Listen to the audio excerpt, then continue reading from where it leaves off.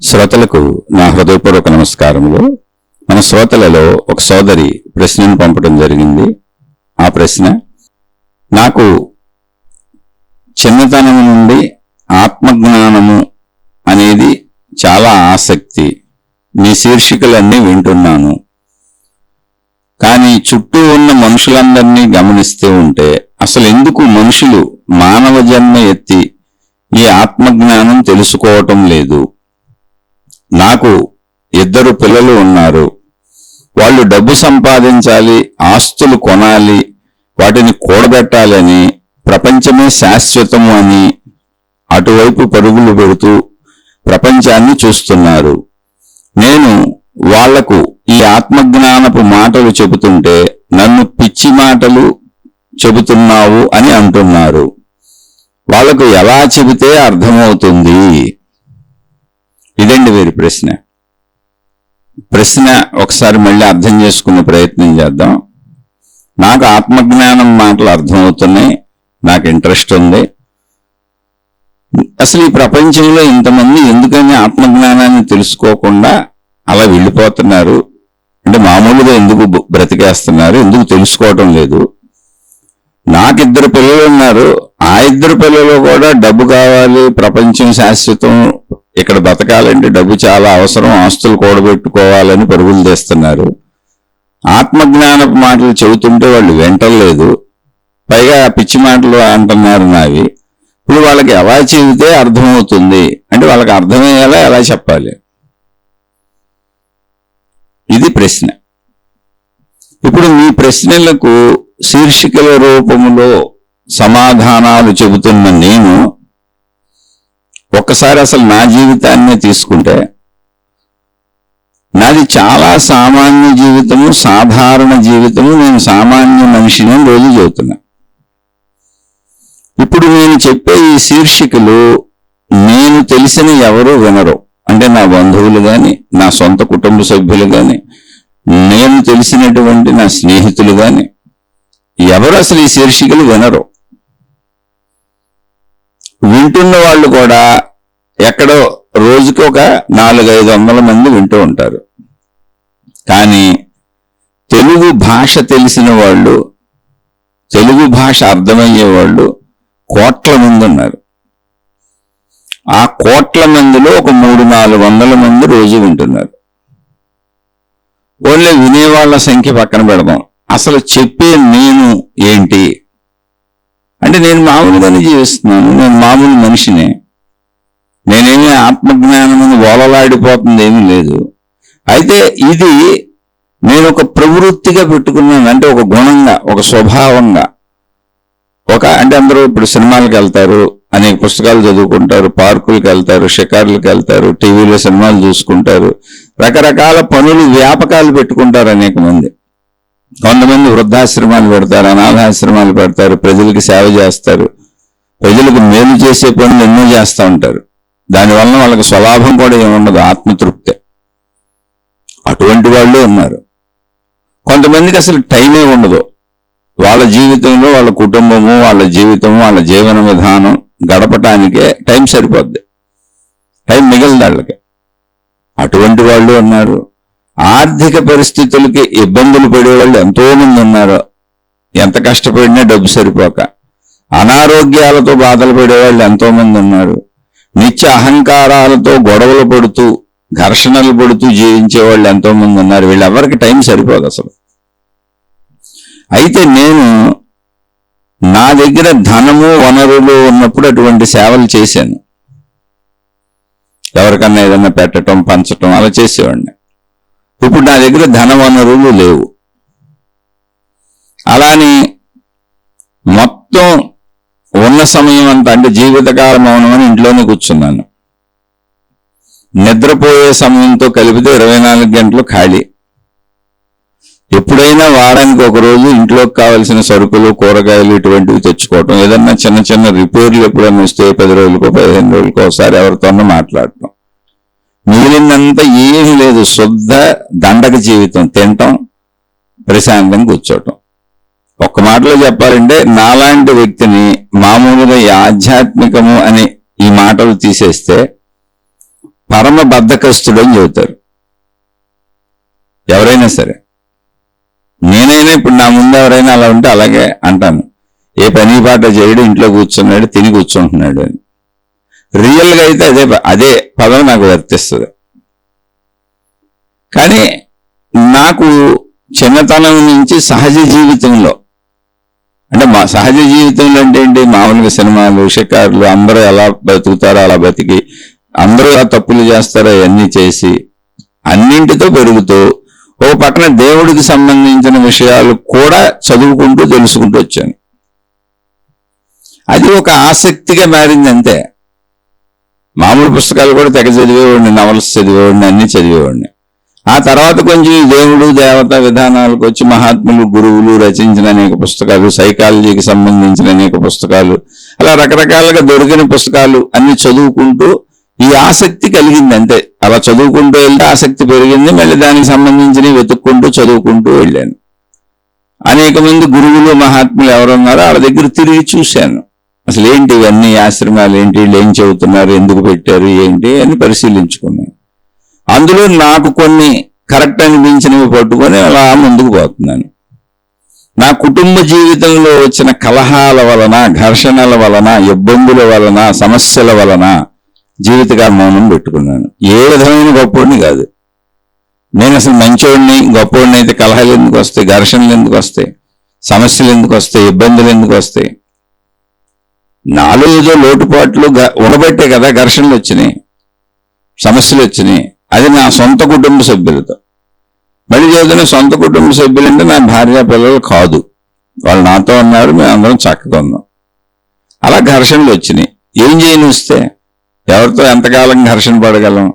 అందుకని ఎవరు బ్రతుకులు వాళ్ళవని చక్కగా వాళ్ళకి అన్నీ వదిలేసి నా దారి నేను వచ్చాను. వదిలేసి అంటే నావేమి వాళ్ళకి ఇవ్వలేదు, నేను కుటుంబానికి సంబంధించిన వ్యాపారాలే నిర్వహించాను. నా సొంతం ఏమీ లేదు, నేను అసలు నా సొంతం తయారు చేసుకోలేదేమి. ఆ వ్యాపారాల్లోనే ఇప్పటి వరకు సాగాను. ఇప్పుడు నేను కట్టుకున్న ఇల్లు, నేను కూడబెట్టుకున్న ధనం ఏదన్నా ఉంటే ఆ వ్యాపారాలు చేస్తున్నప్పుడు వాళ్ళు నాకు ఇచ్చినవి, ఇదిగో ఇది నీ వాటా అని. లేదా వ్యాపారాలు వాళ్ళవి కనుక వాళ్ళకి అప్పచెప్పేశాను, పక్కకి తప్పుకున్నాను. ఇప్పుడు ఎందుకు తప్పుకున్నాను? ఘర్షణల వలన, సమస్యల వలన. అప్పుడు నేను మంచి మనిషిని ఎలా అవుతాను? మంచి మనిషి అయితే ఘర్షణలు ఎందుకు వస్తాయి? అంటే ఇది ఎందుకు చెబుతున్నాను అంటే, మీరేదో గొప్పగా ఊహించుకోబాకండి. ప్రశ్నలు అడిగితే సమాధానాలు చెప్తున్నాడు, కానీ ప్రపంచంలో మనుషులంతా ఇలాగే ఉంటారు, అందరికీ ఏదో సమస్య ఉంటుంది. ఇప్పుడు ఇదంతా నా భౌతిక జీవితంలో సమస్య కదా. అసలు ఆధ్యాత్మికత ఎక్కడుంది ఇక్కడ? ఆధ్యాత్మికత అంటే ఏంటి? ఆధ్యాత్మికం వేరు, భౌతికం వేరు అనుకుంటున్నారా ఏంటి? అసలు డబ్బు లేకుండా ఎలా బ్రతుకుతాం? ఇప్పుడు మా అమ్మాయికి పెళ్లి చేయాలి, నా దగ్గర డబ్బు లేదు, ఎలా చేయాలో కూడా తెలీదు. నాకు మనసులో వేదన ఉంది, మా ఇంట్లో అందరికీ వేదన ఉంది, ఆవేదన ఉంది. ఏం చెయ్యం? ఆ వేదన ఆవేదన ఉంటే ఆకాశం నుంచి డబ్బు పడదు కదా. లేదా ఏదన్నా మంత్రజపాలు, తంత్రాలు, యంత్రాలు, ఇవేమి మహిమలు, మాయలు, అద్భుతాలు లేవని నేనే చెబుతున్నా కదా. ఎందుకని నా జీవితంలో ఎన్ని అనుభవాలు అలాంటి వాళ్ళు అందరి దగ్గర తిరిగి చూసి వచ్చాను. కానీ ఆ బాధ ఉంటుంది. ఏం చేయాలి ఇప్పుడు? నా కొడుకు ఇంకా సెటిల్ అవ్వలేదు, ఇప్పుడు డబ్బు తగ్గిపోయింది, నా పిల్లలు, నా కుటుంబం కూడా ఆర్థిక ఇబ్బందులు పడుతున్నారు, నేను పడుతున్నాను. ఇప్పుడు ఏం చేయండి? నేనేమైనా సినిమా హీరోనా? ఇప్పుడు సినిమాల్లో హీరోకి ఆర్థిక ఇబ్బందులు వస్తే రాత్రిలో కోటేశ్వరుడు అయిపోతాడు, తెల్లారేటప్పటికి ఏదోటి చేసేస్తాడు, అవన్నీ కలిసి వచ్చేస్తాయి. కాసేపు రిక్షా తొక్కేస్తాడు, కాసేపు ఆటో నడిపేస్తాడు, కాసేపు కారు నడిపేస్తాడు, కాసేపు విమానం నడిపేస్తాడు, రకరకాలు నడిపేస్తాడు ఒక్క నైట్లో.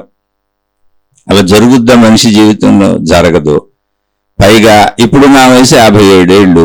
ఇప్పుడు అసలు చేయగలనా? శారీరక శక్తి తగ్గిపోయింది, మానసిక బలం తగ్గిపోయింది. ఏం చేయగలను ప్రాక్టికల్గా? అలా చూసినప్పుడు నా కుటుంబానికి ఇప్పుడు అవసరం ఏంటో తెలుసా? డబ్బు, డబ్బు, డబ్బు, డబ్బు. కొన్ని 100 సార్లు అదే పదం చెప్పాలి. ఎందుకంటే అది నా దగ్గర ఉంటే, నా కూతురు వివాహం చేసి ఆమె కొంచెం సెటిల్ అయిపోయి ఆమె కొంత ధనం ఇచ్చి, నా కొడుకు సెటిల్ అయిపోయాడు ఏదో ఉద్యోగం ఇచ్చి అతన్ని సెటిల్ చేసేస్తే, నా భార్యాభర్తలు మేమిద్దరం ఇంత అన్నం తినటానికంటే నార్మల్గా, ఎందుకంటే మాకు ఇల్లు ఉంది ఉండటానికి, మినిమం నార్మల్ జీవితం నార్మల్ జీవితం అంటే మళ్ళీ అదేదో అనుకుంటున్నారేమో, నేనేదో గుడిసెలో ఉంటున్నాను. లేదు, 3 అంతస్తుల బిల్డింగ్ ఉంది. దాన్ని మెయింటైన్ చేసుకోవడానికి ఒకప్పుడు మాకు వ్యాపారాలు ఉన్నప్పుడు చాలా సులువైన విషయం. కానీ ఇప్పుడు దాన్ని మెయింటైన్ చేయడానికి పని మనుషులకు డబ్బులు ఇవ్వలేం, మేము సొంతంగా మెయింటైన్ చేయలేం. ఆ పరిస్థితుల్లో కొట్టుకుంటున్నాం. ఇప్పుడు అసలు డబ్బే నాకు అత్యవసరం. ఆధ్యాత్మికత కంటే నాకు అత్యవసరమైంది ధనము. ఎందుకని అన్నం తినాలంటే ధనం కావాలి, నా ఇంట్లో ఫ్యాన్ తిరగాలంటే ధనం కావాలి, ఏసీలు కూడా ఉన్నాయి మాకు. నా సామాన్య జీవితం ఏంటి అంటే ఏసీలలో ఉంటాను. ఎందుకంటే మాకు ఏసీలు సహజంగా ఉన్నాయి ఎప్పటి నుంచో. ఏసీ ఒక సామాన్య విషయం మా ఇంట్లో. ఏసీలు ఉన్నాయి, టీవీలు ఉన్నాయి, అన్నీ ఉన్నాయి. ఆ వనరులతో బతకాలి, అదే నాకు సామాన్య జీవితం అంటే. ఇప్పుడు విమానాలు ఎక్కి ఎగరాలని లేదు. ఇప్పుడు నాకు అలవాటైన నార్మల్ లైఫ్ నేను బతకాలిగా, నా భార్య బతకాలిగా. ఇప్పుడు ఏసీలు తీసేసాం, ఫ్యాన్లు తీసేసాం అంటే అనారోగ్యాలతో మేము ఇప్పుడు చచ్చిపోతాం అసలు. ఎందుకంటే మా శరీరానికి సంవత్సరాల నుంచి అలవాటు అయిపోయింది. ఇప్పుడు మరి వాటి కరెంటు బిల్ డబ్బులు కట్టాలిగా. ఈ ఉపన్యాసాలు చదువుతున్నాను, ఈ మైక్ పని చేయాలంటే, ఆ కంప్యూటర్ పని చేయాలంటే, ఆ రికార్డింగ్ సిస్టమ్ పని చేయాలంటే, ఉపన్యాసం మీ దాకా రావాలి అంటే వీటన్నిటికీ డబ్బులే కావాలి. కరెంటు బిల్లులు కట్టుకోవాలి. నేను నోటితో చెప్పగలను, కానీ రికార్డ్ చేయాలంటే దానికి సంబంధించిన పనిముట్లు కావాలి. ఆ పనిముట్లు అన్ని పని చేయాలి, అవి రిపేర్లు చేయించుకుంటూ ఉండాలి. కొన్ని ప్రాబ్లమ్స్ వస్తుంటాయి. వాటన్నింటికీ డబ్బే కావాలి. ధనం మూలం ఇదం జగత్. ఎటువంటి అసత్యము లేదు అందులో, అసలు అసత్యమే లేదు. ధనం మూలం ఇదం జగత్. ఎవరైనా ఇక్కడ బతకాలంటే వాళ్ళకే ధనమే కావాలి. ఆ ధనం ఏ రూపంలో ఉండొచ్చు, ఆహార పదార్థాల రూపంలో ఉన్న ధనమేది, ధనంతోనే వస్తాయి. ఇప్పుడు మీరు పెద్ద పెద్ద యోగులు, మహాత్ములు, దేవుళ్ళని మీరు ఆరాధిస్తున్న వాళ్ళు కూడా గృహస్థులైనటువంటి వాళ్ళు, సామాన్య మానవులు కష్టపడి సంపాదించుకున్న ధనంలోంచి వాళ్ళకి భిక్షగా ఇస్తే వాళ్ళు ఫ్రీగా బతుకుతున్నారు. ఇప్పుడున్న సంస్థలలో అయినా సరే ఈ డొనేషన్లో ప్రజలు డబ్బులు ఇవ్వటం ఆగిపోతే అసలు మతం అనేదే ఉండదు. ప్రజలు డబ్బులు ఇవ్వటం మానేస్తే అసలు దేవుడు అనేటువంటి కాన్సెప్ట్ ఎగిరిపోద్ది ప్రజల్లోంచి. ఎందుకంటే ఎవరు ప్రచారాలు చేయరు. అసలు ప్రజలు డబ్బులు ఇవ్వటం మానేస్తే మతాలు ఉండవు, ప్రచారాలు ఉండవు, దేవుళ్ళు ఉండరు, గురువులు ఉండరు, అందరూ మనుషుల్లాగా బతుకుతారు అంతే. సరే, తర్వాత ఆ లోకం ఎలా ఉంటుంది అనేది మనకు తెలియదు. ఎందుకంటే ఊహ కూడా ఊహించలేం, మనకు తెలియదుగా. ఎందుకంటే దేవుళ్ళు, మతాలు, ప్రచారాలు విస్తృతంగా సాగుతున్నాయిగా. ఇప్పుడు ఇంకొక విషయం ఏంటంటే, మీరు ఆత్మజ్ఞానము, ఆధ్యాత్మికత, మా పిల్లలు డబ్బెనకే పరిగెడుతున్నారు అని మీరు భావించుకుంటూ నేను ఆత్మజ్ఞాన మాటలు చెబితే పిచ్చి మాటలు అంటున్నారు అని మీరు అంటున్న, మీరు కూడా తినడానికి అన్నం కావాలి, ఉండటానికి వసతి కావాలి, అన్నీ కావాలి. మీకు తోడు కావాలి, మిమ్మల్ని చూసేవాళ్ళు కావాలి, అన్నీ కావాలి, నాకు కావాలి. ఇప్పుడు ప్రపంచంలో ఉన్న మొత్తం ధనం అత్యధికంగా ఎవరి దగ్గర ఉందో తెలుసా? ఆధ్యాత్మిక మార్గాలలో ఉన్నోడి దగ్గరే ఉంది. గురువులు, మఠాధిపతులు, పీఠాధిపతులు, సంస్థల అధిపతులు, ఏ పెట్టుకుంటే దానికి ఏ పేర్లు పెట్టుకుంటే అన్ని మతాలలోనూ అత్యధిక ధన సంపదలు కలిగిన వాళ్ళు ఎవరయ్యా అంటే భక్తి మార్గాలలో, దైవ మార్గాలలో, మార్గ ప్రచారాలలో, మత ప్రచారాలలో, దైవ ప్రచారాలలో సాగుతున్నటువంటి వాళ్ళు. ఏ కష్టము పడకుండా, అంటే వృత్తి వ్యాపార ఉద్యోగాలు ఏమీ చేయకుండా, ఎటువంటి శ్రమ లేకుండా ఉచితంగా ధనం వచ్చేది వాళ్ళకే. ఒక మనిషి వెళ్ళి వాళ్ళ పాదాల మీద పడిపోయి నమస్కారాలు చేసి మరీ డబ్బులు ఇచ్చేస్తాడు. మీరు చూసుకోండి ఎక్కడైనా. ఇప్పుడు ప్రార్థనాలయాలు నిర్మించారనుకోండి, ఉచిత ధనం, ప్రజలు వెళ్ళిపోయి అక్కడ హుండీలు వేసేస్తారు, అక్కడ డొనేషన్లు ఇచ్చేస్తారు. ఉచితంగా ధనం లభించేది ఒక్క దైవ మార్గాలలోనే, మత మార్గాలలోనే, ఆధ్యాత్మిక మార్గాలలోనే ఉచిత ధనం. అంతులేనంత ధనం వాళ్ళ దగ్గర కష్టపడకుండా వస్తుంది. మళ్ళీ వాళ్ళల్లో వ్యాపారాలు చేసేవాళ్ళు చాలా మంది ఉన్నారు. అనేక పీఠాలకు వేల లక్షల కోట్ల ఆస్తులు ఉన్నాయి. పీఠాలు, మఠాలు అన్నప్పుడు ఒక మతానికి సంబంధించి అవట్లా, నేను అన్ని మతాలలో ఉన్నాయి. వాళ్ళు ఏం పేర్లు పెట్టుకున్నారో తెలియదు. అపర కోటీశ్వరులు, అపర కుబేరులు. ప్రపంచంలో అత్యధిక ధనం ఎక్కడ కదులుతుంది, ఎక్కడ నిలబడుతుంది, ఎవరి దగ్గరికి వెళ్తుంది, ఎక్కడ కదలాడుతుంది అంటే మత మార్గాలలో, దైవ మార్గాలలో, భక్తి మార్గాలలో, ఆధ్యాత్మిక మార్గాలలో. అసలు డబ్బు లేకుండా అయ్యే నడవట్లా. డబ్బు లేకుండా ఆత్మజ్ఞానం ఎలా చెబుతాడు? భోజనం చేయాలి, పొద్దున్నే లేవాలి, లేచిన కాలకృత్యాలు తీర్చుకోవడానికి వసతులు కావాలి, రాత్రి పడుకోవడానికి వసతి కావాలి, ఇప్పుడు కాలకృత్యాలకు వసతి కావాలి, లేచినాక స్నానపానాదులకు వసతి కావాలి, కట్టుకోవడానికి బట్టలు కావాలి, కూర్చోవడానికి ఆసనాలు కావాలి, ఉపన్యాసాలు చెప్పడానికి వేదికలు కావాలి, మళ్ళీ ఆ ఉపన్యాసాలను పంపిణీ చేయడానికి మధ్యలో మీడియా వ్యవస్థలు కావాలి, మైకులు కావాలి, సిస్టమ్స్ కావాలి, రికార్డింగ్ సిస్టమ్స్ కావాలి. ఇవన్నీ డబ్బు లేకుండా అసలు ఒక్కటేం వస్తుంది భూమి మీద చెప్పండి. మీరు దేవుడి దగ్గరికి వెళ్ళాలంటే అనేక పుణ్యక్షేత్రాలలో, పెద్ద పెద్ద క్షేత్రాలలో దేవుడి దగ్గరికి వెళ్ళాలంటే దైవ దర్శనాలకు టికెట్లు ఉన్నాయి. అక్కడ దేవుడి దగ్గర మీరు ఏదన్నా చేయించుకోవాలి, పూజలో, అర్చనలో, ఆరాధనలో అంటే అన్నింటికి టికెట్లు ఉన్నాయి. సామాన్యమైన చిన్న చిన్న వాటిల్లో లేవేమో కానీ అన్ని చోట్ల ఉన్నాయి. అసలు కొన్ని మతాలలో అయితే మీ సంపాదనలో ఇంత పర్సంటేజ్ వాళ్ళకి ఇచ్చేయాలి. కొందరు గురువులకి కొన్ని మతాలలో మీరు సంపాదించిన ధనంలో ఇంత శాతం అది భగవంతుడిది, నీది కాదు, అది తింటే పాపము అని ప్రచారం చేస్తారు, నువ్వు నాశనం అయిపోతావు అని భయపెడతారు. నేను మతాలోళ్ళే నీ సంపాదనలో మాకు ఇంత ఇచ్చేయాలి, అది దేవుడిది అని మతం పేరు మీద మనుషులు లాక్కుంటుంటే, మొత్తం మతాలు, దేవుళ్ళు, దేవతలు, విధానాలు, ప్రార్థనాలయాలు, వాటిని నిర్వహించేవాళ్ళు, వాటిని స్థాపించేవాళ్ళు, వాటిని నిర్మించేవాళ్ళు, వాటి నిర్వాహకులు, ఈ ప్రచారకర్తలు, వీళ్ళందరూ కేవలం డబ్బు మీదే బతుకుతుంటే డబ్బు లేకుండా ఏది ఉంటుంది అసలు? మన ఇంట్లో కుటుంబ సభ్యులు పిచ్చోళ్ళు డబ్బు వెనకబడుతున్నారు, డబ్బు సంపాదించొద్దు అని చెప్పటంలో మనం అసలు అర్థం ఉందా? ఇప్పుడు ఇన్ని మాటలు మీకు చెబుతున్న నేను, డబ్బు లేకపోతే అంత ఇబ్బంది నాకు తెలుసు, నేను జీవిస్తున్నా నా జీవితం. ధర్మంగా డబ్బు సంపాదించుకోండి. ఇప్పుడు నాకు పుట్టుకతో కొన్ని అలవాట్లు ఉన్నాయి. మేము పుట్టిన కాడి మా ఇంట్లో ఫ్యాన్ ఉంది, కొద్దిగా పెరిగి అలవాటు అయినాక సహజంగా ఏసీ ఉంది. మామూలుగా కారులో తిరగటం సహజ అలవాటు మాకు పుట్టుక నుంచి. కొంచెం చిన్నతనం నుంచి మేము కారులోనే తిరిగాం. మా ఇంట్లో కార్లు ఉంటాయి, మోటార్ సైకిళ్ళు ఉంటాయి, అది సహజ అలవాటు మాకు. అసలు ఇప్పుడు ఏసీలు, కార్లు, మోటార్ సైకిళ్ళు ఉన్న అలవాటులో నేను జీరోకి వచ్చేసాను, డబ్బు సంపాదన మానేశాను. ఇప్పుడు నేను ఎక్కడికి వెళ్ళి బతకను, ఎలా బతకను, ఫ్యాన్ లేకుండా ఎలా ఉండగలను, ఏసీ లేకుండా ఎలా ఉండగలను, నాకు తెలియదు అసలు ఆ విషయం. ఎందుకంటే నేను లేను ఇప్పుడు.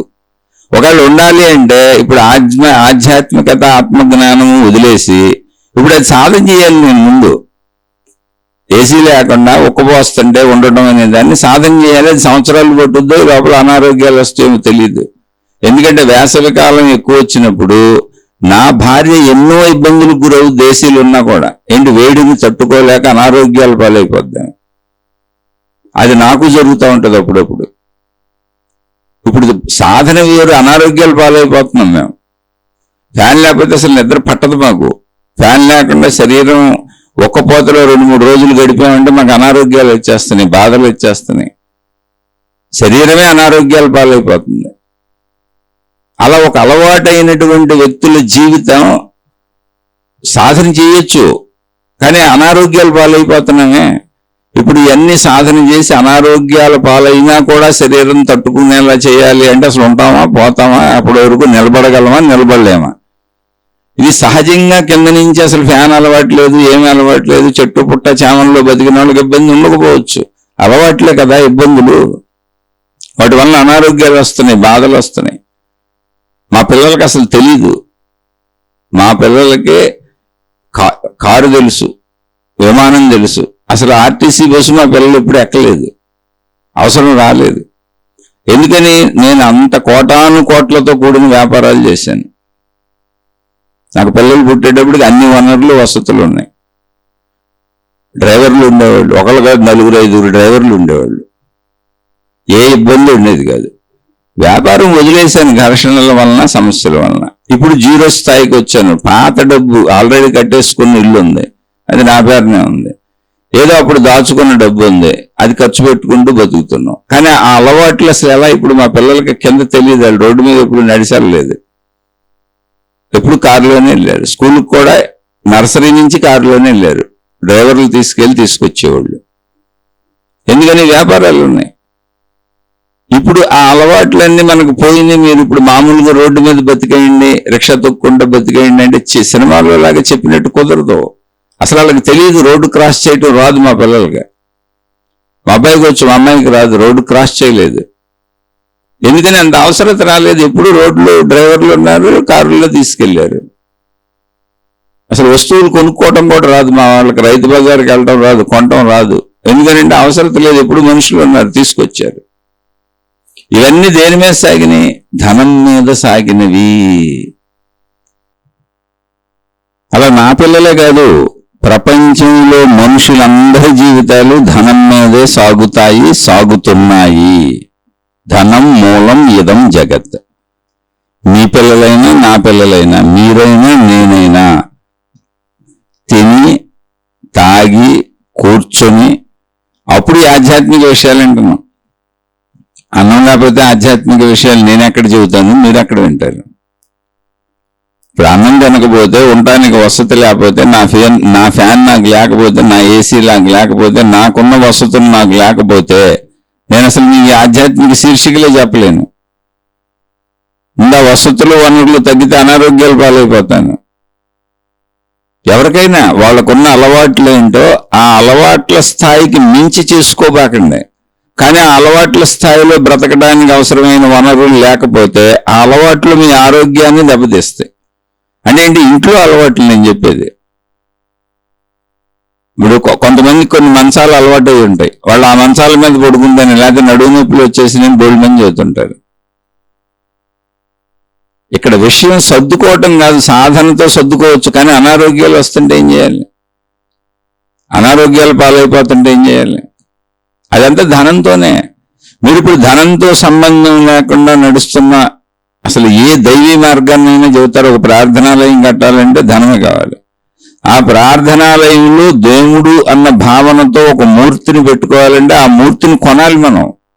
ఆ మూర్తి చెక్కే అతను, ఆ రాళ్ళు అమ్మే అతను అందరూ డబ్బులు తీసుకుంటారు. వాళ్ళు వ్యాపారాలు పెట్టుకున్నారు డబ్బుల కోసం, బతకటానికి, బ్రతుకు తెరువు కోసం. మొత్తం ప్రార్థనాలయానికి సంబంధించిన అన్ని కొనుక్కోవాలి మనం. అందుకే ప్రజల దగ్గర విరాళాలు పోగు చేసి కట్టుకుంటారు, తలకు కొంచెం వేసుకొని. డబ్బు లేకుండా అసలు దేవుడే లేడు కదా, ప్రార్థనాలయమే లేదు కదా, మతమే లేదు కదా, దైవత్వమే లేదు కదా, గురువులే లేరు కదా. డబ్బుతో సంబంధం లేకుండా ఎవరున్నారు చెప్పండి? కాదండి, భిక్షాన్నం తిన్నారు రమణ భగవానుడు లాంటి వారు, నేను గౌరవించి నేను ఎంతో ఎదుగు చెబుతా. అటువంటి మహాత్ముడు కూడా భిక్షాన్నం ఎక్కడి నుంచి వచ్చింది? ఎవరొకళ్ళు సంపాదించుకున్నారు, కష్టపడ్డారు, పనిచేశారు. రైతులు పొలంలో పంటలు పండించారు, అనేక మంది రైతులు కూరగాయలు పండించారు, అనేక మంది అనేక కష్టాలు పడితే మన ఇంటికి నూనె వచ్చింది, ఆ పప్పు దినుసులు వచ్చినాయి, వండుకునే దినుసులు వచ్చినాయి, ఆహార పదార్థాలు వచ్చినాయి. అవన్నీ వండుకున్న వాళ్ళు ఎవరో ఇంత భిక్ష పెట్టారు. ఒకటి కాదు, రెండు కాదు, అందులో ఎన్ని పదార్థాలు కలిసినాయో, ఎంతమంది కష్టం ఉందో.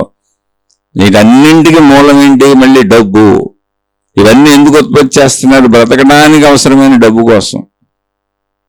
డబ్బును తక్కువగా చూడబాకండి, తక్కువగా చూడలేదు కూడా ఎవరో. ఆధ్యాత్మికతలో ధనానికి ఒక స్థానం ఇచ్చారు. విష్ణుమూర్తి భార్య లక్ష్మీదేవి, ఐశ్వర్యమును దేవతగా పెట్టారు, లక్ష్మీదేవి అన్నారు. ధనలక్ష్మి, ధాన్యలక్ష్మి, అష్టలక్ష్ముల పేర్లు చెబుతారు. లక్ష్మి అంటే ఒక్కావిడే కాదు, అష్టలక్ష్ములు.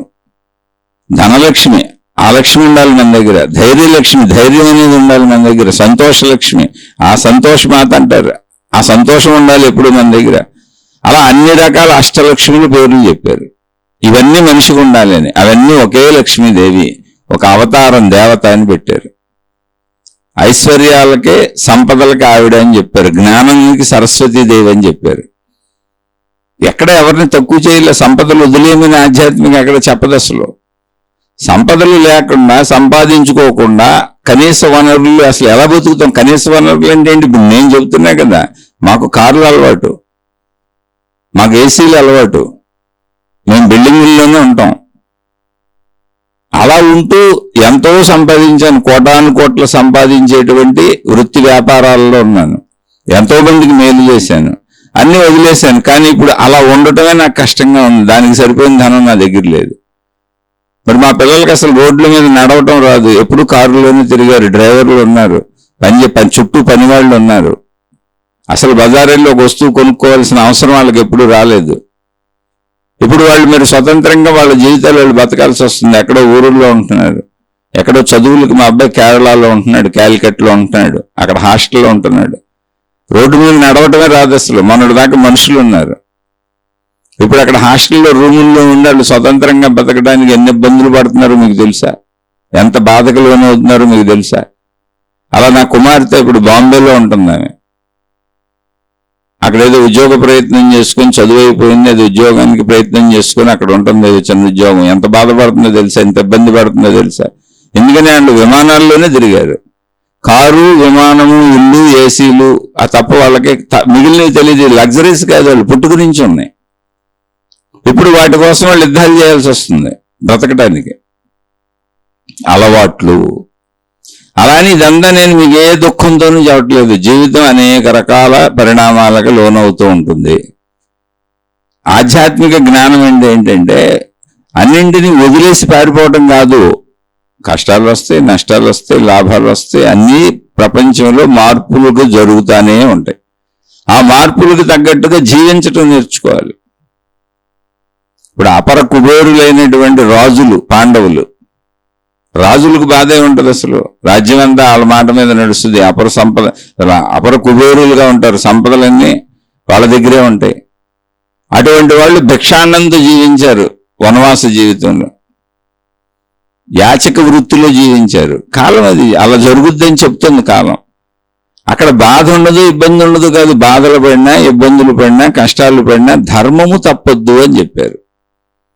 అంతే తప్ప సంపాదించుకోవద్దన్న. మళ్ళీ సంపాదించుకోవటానికే కదా, రాజ్యాన్ని సంపాదించుకోవటానికే కదా కురుక్షేత్ర మహాసంగ్రామం జరిగింది. సుమారుగా 67 కోట్ల మంది చనిపోయారు ఆ యుద్ధంలో, కేవలం రాజ్యం తిరిగి సంపాదించుకోవటానికి. అంతే కాలంలో రాజ్యం అంటే ఏంటి? మళ్ళీ సంపద. ఎవరి స్థాయిలో రాజుల్లాగానే బతకాలి. అంటే మనం పుట్టినప్పుడు మనం ఒక చోట పుట్టాం, ఒక అలవాట్లు శరీరానికి అలవాటు అయిపోయినాయి. అదే మనం పుట్టుకే పేదరికంలో ఒక రిక్షా తొక్కునే ఇంట్లో పుట్టామనుకోండి, మనకు అదే అలవాటు అయిపోయేది. రోడ్ల మీద బతకడం, అప్పుడు ఫ్యాను, ఏసీలతో అవసరం ఉండేది కాదు.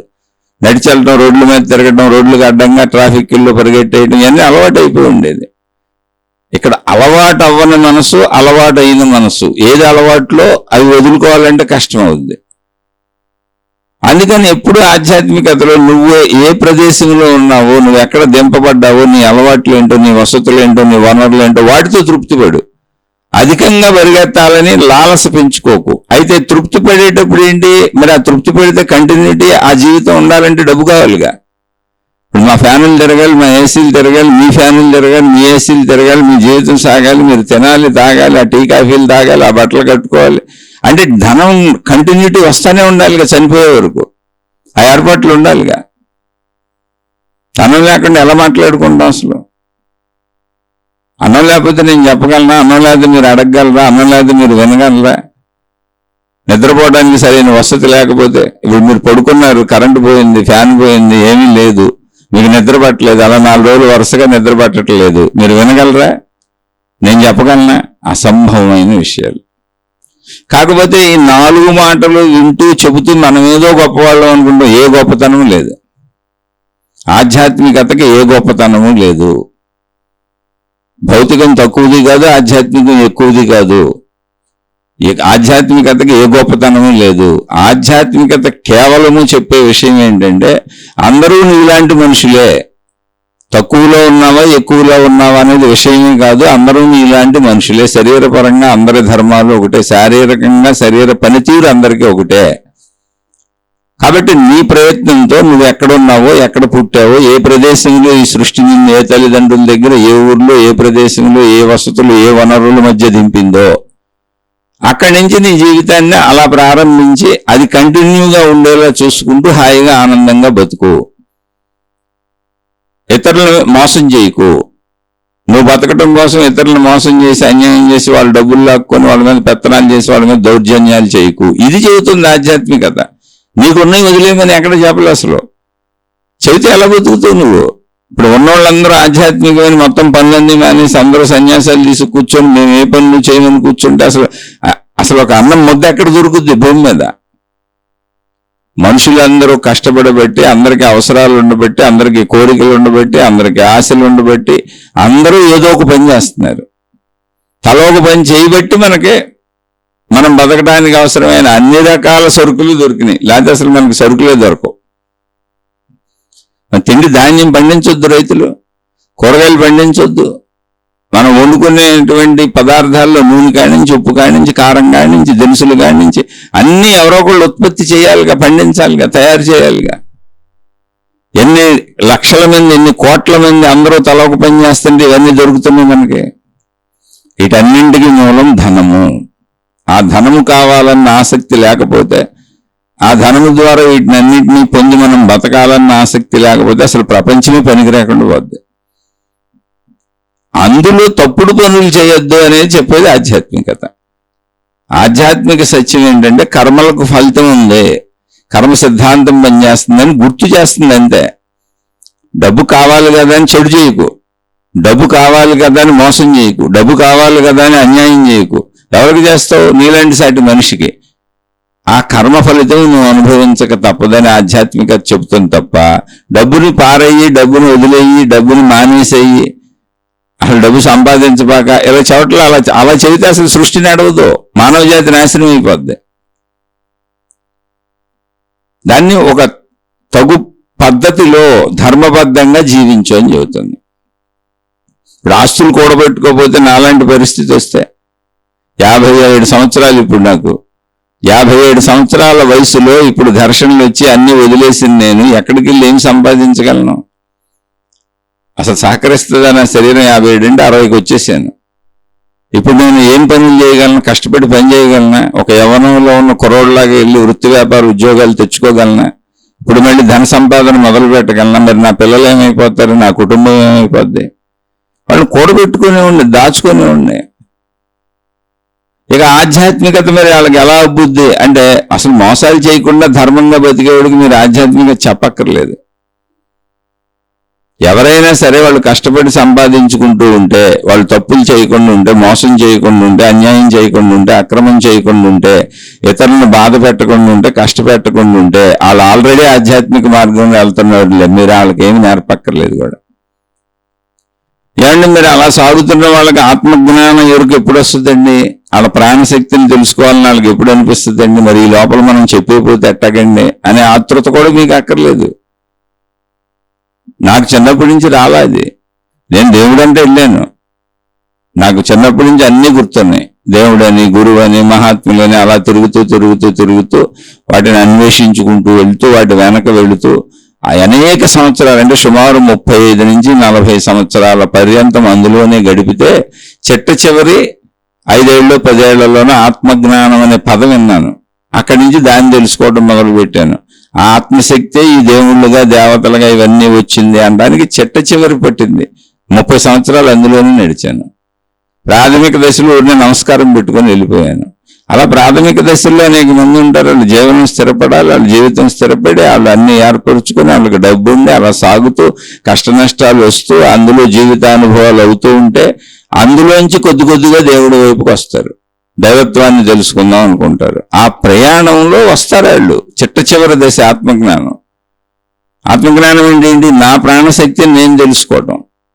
నా ఎదురుగా ఉన్నటువంటి మతము, నా ఎదురుగా ఉన్నటువంటి ప్రార్థనాలయం, నా ఎదురుగా ఉన్నటువంటి దేవుడు, నా ఎదురుగా నాకు భిన్నంగా ఉన్నటువంటి గురువు, నాకు భిన్నంగా నా ఎదురుగా ఉన్నటువంటి జ్ఞాన గ్రంథం, ఇవన్నీ నాకు వేరుగా ఉన్నాయి. నేను వేరు, అవి వేరు అని భావించుకుంటూ అనేక సంవత్సరాలు వాటిని అనుసరించుకుంటూ వచ్చి పరిశీలించుకుంటూ వచ్చిన మనిషికి కాదు అది నేనే, నా శక్తే అదని అక్కడ అర్థమయ్యేట్టుగా చెప్పబడుతుంది. అప్పటి వరకు ప్రయాణం సాగాలి, అనుభవపూర్వకంగా వెళ్ళనివ్వాలి.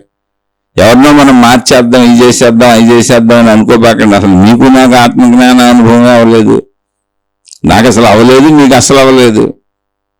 మనం ఎవరిని మార్చగలం? వాళ్ళని అలా ప్రయాణించనివ్వండి, వాళ్ళని హాయిగా బతకనివ్వండి. మనం ఏం గొప్ప పనులు చేసేయట్లేదు. అది ఆత్మజ్ఞానం పేరుతో మనం చెప్పుకునే శీర్షికలన్నీ కూడా గొప్ప పనులు కాదు. అందుకే పిచ్చి మాటలు అన్నారు వాళ్ళు. ఎందుకని? డబ్బు సంపాదన లేకుండా అన్నం తినకుండా ఎందుకు చెబుతారు? నిజంగా పిచ్చి మాటలే. ఇప్పుడు నేను మాట్లాడినా డబ్బు సంపాదించకుండా, డబ్బు లేకుండా నేను చెప్పగలనా? అన్నం తినకుండా చెప్పగలనా, నిద్రపోకుండా చెప్పగలనా, నా వసతులు వనరులు లేకుండా చెప్పగలనా, ఇప్పుడు నా భార్య పిల్లలకి ఏ సమస్యలు వచ్చి వాళ్ళకి చేయవలసినవి చేయకుండా వచ్చి ఈ శీర్షికలు చెప్పగలనా? ఎవరి కోసం చెప్పాలి, అసలు ఎందుకోసం చెప్పాలి, ఎవరికైనా చెప్పాలి, ఎవరు వింటున్నారని చెప్పాలి, మీరు ఎవరో కూడా నాకు తెలియదు కదా. కాదు, నాకు తినటానికి ఉంది, నాకు ఉండటానికి ఉంది, నా ఫ్యామిలీ తిరుగుతున్నాయి, నా ఏసీలు తిరుగుతున్నాయి, నేను అన్నీ అనుభవిస్తున్నాను, నాకు ఇబ్బంది లేదు, నా పిల్లలు కొంతవరకు ఏదో సెటిల్ అయి చేసుకుంటున్నారు. అయితే ఆర్థిక ఇబ్బంది ఎప్పుడు ఉంది, ఎందుకని మా తాహతకు తగ్గట్టు గతంలో మేము చేసుకున్న అలవాట్లకు తగ్గట్టు లేదు. పైగా నేను సంపాదన మానేశాను. మానేయటం ఏంటంటే రాను రాను తరిగిపోద్ది ఉన్నది. భవిష్యత్తులోకి ఇంకా బాధల్లోకి వెళ్ళిపోతాను, ఇంకా కష్టాల్లోకి వెళ్ళిపోతాను, డబ్బు అయిపోతున్న కొద్దీ ఇబ్బందుల్లోకి వెళ్ళిపోతాను. ఇప్పుడు తింటున్నాను కనుక, ఆ తిని ఖాళీగా ఉంటున్నాను కనుక, ఈ చిన్నప్పటి నుంచి ఈ విషయాలు నాకు ఇంట్రెస్ట్ కనుక, నా భార్య పిల్లలకు కావలసిన పనులు కూడా చేసేసినాక నాకు ఖాళీ మిగులుతుంది కనుక, నాకు కాలక్షేపంగా, నాకు సత్కాలక్షేపంగా, నాకు సాధనగా, నాకు శ్రవణంగా, నాకు మననంగా, అది కూడా నేను సంపూర్ణ ఖాళీగా ఉన్నాను కనుక ఈ శీర్షికలు చెబుతున్నాను తప్ప మిమ్మల్ని ఎవరినో ఉద్ధరించాలి కానీ మీకు ఎవరికో మేలు చేసేస్తున్నానని కానీ, మీరెవరో మేలు పొంది తరించిపోతారని కానీ కించిత్ ఉద్దేశం కూడా లేదు నాకు. ఇది వాస్తవం, ఇది నిజం కాదు. మీకోసమే మా జీవితాలు అంకితం చేశాము అని ఎవరన్నా చెబుతుంటే మేము నమ్ముతాము అంటే మీరు నమ్మండి, మీ ఇష్టం అది. కానీ ఎవరు అలా చేయరు. ఎవరికి వాళ్ళు వాళ్ళ కోసమే జీవిస్తున్నారు. ఈవెన్ ఆధ్యాత్మిక మార్గాలలో గురువులైనా, మహాత్ములైనా, మఠాధిపతులైనా, పీఠాధిపతులైనా, అన్ని మతాలలో మత ప్రచారకులు ఎవరు ఏ పేర్లతో పిలువబడినా వాళ్ళకి అది ఆసక్తి కనుక, వాళ్ళకి అది ఇంట్రెస్ట్ కనుక, అలా ఉండటం వాళ్ళ మనసు స్వీకరిస్తుంది కనుక, అలా జీవించడాన్ని వాళ్ళు నిర్ణయించుకున్నారు కనుక, అంతే తప్ప ఫలానా వాళ్ళని ఉద్దేశంతో కాదు. అసలు వాళ్ళ దగ్గరికి ఎవరు భక్తులుగా వస్తారో, ఎవరు శిష్యులుగా వస్తారో వాళ్ళకేం తెలుసు. తాము నమ్మినటువంటి విషయాన్ని ప్రచారం చేయాలనుకున్నారు, 10 మందికి చెప్పాలనుకున్నారు, 10 మందిని ఈ విషయంలోకి లాగాలనుకున్నారు, ఈ దేవుళ్ళలోకి లాగాలనుకుంటున్నారు, ఈ మతంలోకి లాగాలనుకుంటున్నారు, వాళ్ళ సాధనా మార్గాల్లోకి లాగాలనుకుంటున్నారు. తద్వారా ప్రజల నుంచి వచ్చేటువంటి ధన సంపదనలతో తమకు సంబంధించినటువంటి వాటిని అభివృద్ధి చేసుకొని నడుపుకోవాలనుకుంటున్నారు. ప్రజల సహాయ సహకారాలతో వీటిని డెవలప్ చేసుకోవాలనుకుంటున్నారు. అలా మతాలు ముందుకు పోతున్నాయి, అలా ప్రార్థనాలయాలు అనేకం కట్టబడుతున్నాయి, ఉన్నాయి, ముందుకు నడుస్తున్నాయి. వీటన్నింటికి మూలం మళ్ళీ ధనమే. ఒక వాస్తవ స్థితిలో జీవించడం నేర్చుకోండి, వాస్తవంగా ఆలోచించడం నేర్చుకోండి. ఇప్పుడు నేను మా పిల్లలకి అసలు ఆధ్యాత్మిక ఆత్మజ్ఞానం నేర్పట్లా. వీళ్ళకి ఏదో ఉద్యోగం ఇస్తే బాగుండు, చదువుకోండిరా, ఉద్యోగం తెచ్చుకోండిరా, అమ్మ ఏదైనా ఉద్యోగం తెచ్చుకోమ్మా, నాన్న బాగా చదువుకో, ఉద్యోగం తెచ్చుకొని తలకొట్టుకుంటున్నాను నేను. మీకు తెలియదేమో. మీతో ఈ శీర్షికలు పెంచుకుంటున్నా మీరెవరో నాకు తెలియదు కదా. వినేవాళ్ళతో ఎవరు వింటారు? నా బోటోళ్ళు ఎవరో ఖాళీ కూర్చున్న వాళ్ళు వింటా ఉంటారు. అంతే తప్ప డబ్బు సంపాదనకి వెళ్ళాలి, సంపాదించాలి, ఇప్పుడు పిల్లలు చదువుకోవాలి, ఇప్పుడు మేము జీవితంలో స్థిరపడాలనుకున్న వాళ్ళు ఎలా కుదురుతుంది ఇది? లేదు, మా పిల్లలకి ఆత్మజ్ఞానం నేర్పి మా అమ్మాయిని ఒక సాధువురాలుగా, మా అబ్బాయిని ఒక సాధువుగా తయారు చేశాను అనుకోండి. ఇప్పుడు ప్రజల దగ్గరికి వెళ్ళి వాళ్ళు భిక్షాన్నం అడగాలి, వాళ్ళని డబ్బులు అడగాలి, వీళ్ళు ఉండడానికి వసతి అడగాలి, వనరులు అడగాలి, ఎవరో మళ్ళీ సంపాదించిన వాళ్ళని అడిగి తీసుకోవాలి. అది కూడా వాళ్ళు నమ్మితే ఇస్తారు, లేకపోతే లేదు. అప్పుడు నమ్మించాలంటే మాయలు మహిమలు అద్భుతాలు ప్రకటించాలి, మేము మీకంటే గొప్పవాళ్ళమని చెప్పాలి. అందుకే ఆధ్యాత్మిక దైవీ మార్గాల వాళ్ళు ఎప్పుడు కూడా మేము సామాన్య ప్రజల కంటే గొప్పవాళ్ళమని నిరూపించుకుంటూ ఉంటారు, కానీ నిజంగా గొప్పవాళ్ళు కాదు. ఆధ్యాత్మికము భౌతికము రెండో ఒకటి. ఆధ్యాత్మికతలో ఏ గొప్పతనం లేదు. ఇంకా చెప్పాలంటే భౌతికంలోనే గొప్పతనం ఉంది. ఎందుకంటే భౌతికం తను సంపాదించి, తాను డబ్బును సంపాదించి కష్టపడి ఆధ్యాత్మికాన్ని బతికిస్తుంది. అది అన్నం లేకపోతే, అప్పుడు డబ్బులు లేకపోతే అన్నం రాదు, అన్నం లేకపోతే వసతులు లేకపోతే వనరులు లేకపోతే డబ్బు లేకపోతే ఏవి రావు. వసతులు, వనరులు, ఆహారం బతకడానికి కుదరదు అసలు. ఆ డబ్బులతో ఆధ్యాత్మికాన్ని కూడా బతికిస్తున్నాయి. అంటే భౌతికమే ఆధ్యాత్మికాన్ని బతికిస్తుంది. జాగ్రత్తగా ఆలోచించండి. అందుకని ముందు ఆ వెళ్ళే వాళ్ళని వెళ్ళనివ్వండి. వాళ్ళ మనసుకు వచ్చినప్పుడు, ఆ పరిస్థితులు వచ్చినప్పుడు, ఆ విషయాలు వచ్చినప్పుడు సృష్టికి తెలుసు ఎప్పుడు ఎవరికి ఏది చేయాలో. ఇప్పుడు మన జననం మనకు తెలియదు, మన మరణం మనకు తెలియదు. మన మరణం ఎప్పుడు ఎవరికి తెలుసు? సృష్టికి తెలుసు.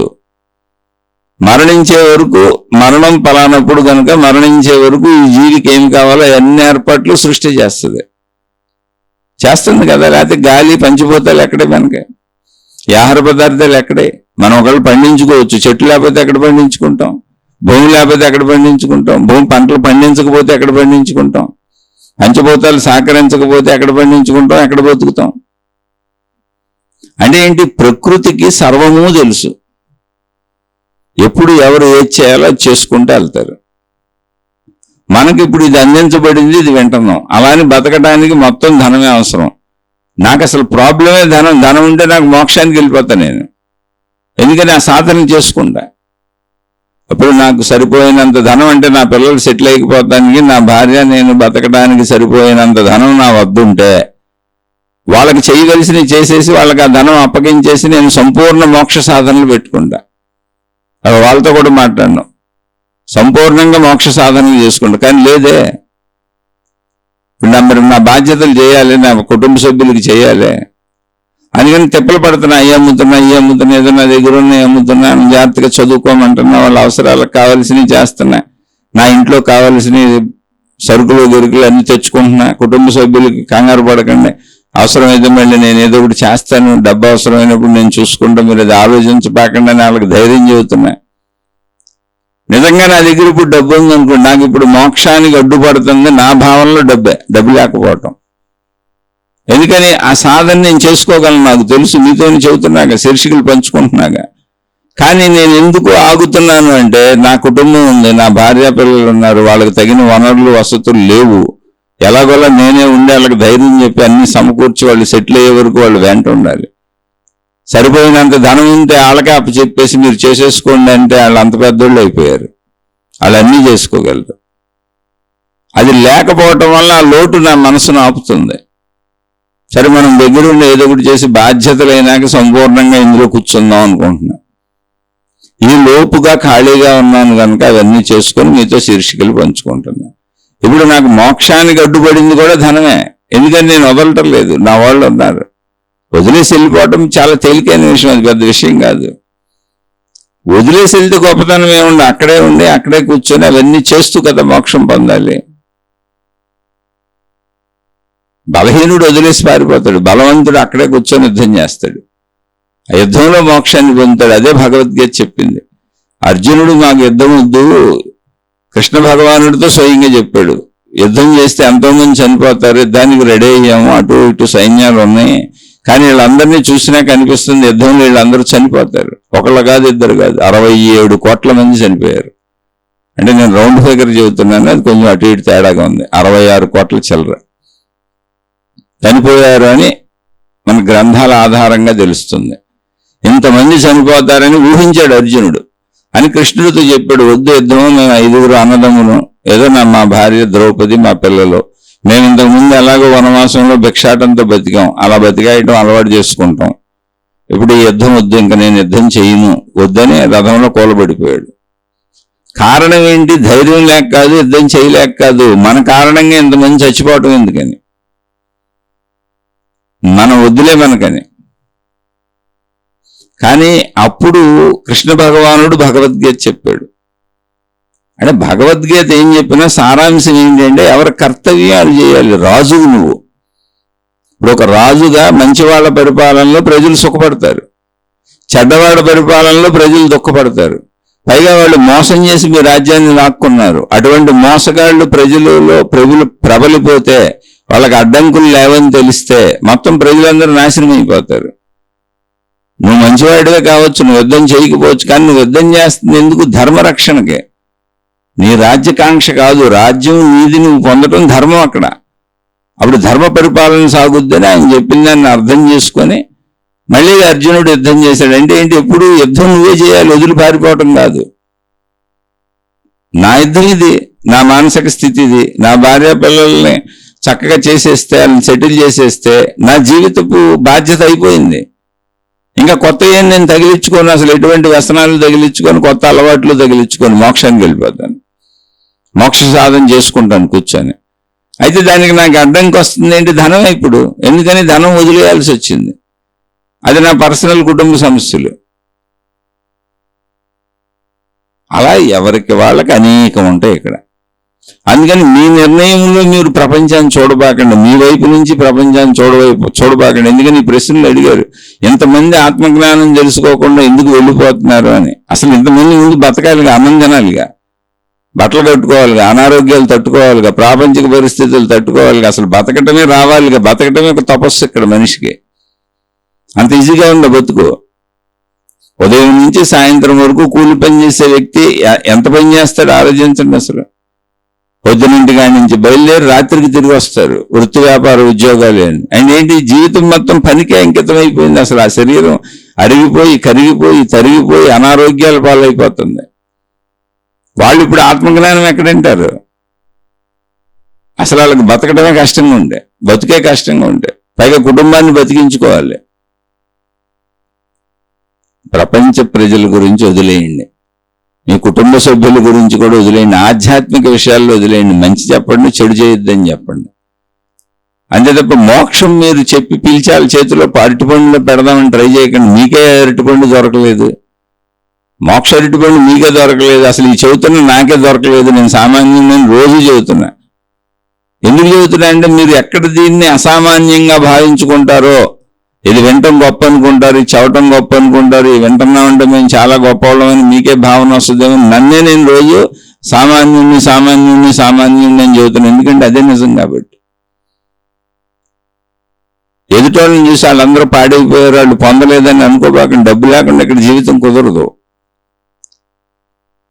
ఎవరికి కుదరదు. మహాత్ముడు కూడా సంపాదించిన వాడు ఇచ్చిన భిక్షాన్న మీద బతుకుతున్నాడు.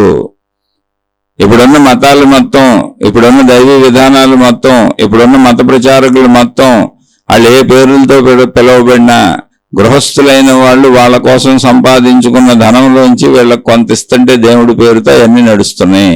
డబ్బు ఇవ్వని రోజున మతం అంతరించిపోద్ది, అసలు మతాలు ఉండవు.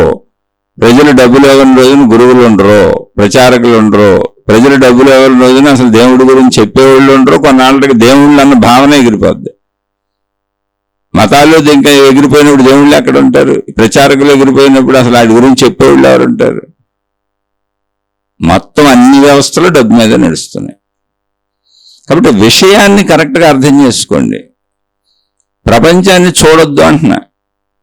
ఇంకోటి ఏంటి, ప్రకృతిని నమ్మండి. ఎప్పుడు ఎవరికి ఏది అవసరమో అది అలా చేసుకుంటూ వెళ్తూ ఉంటుంది. అనుభవాలు రావాలి, జీవించాలి.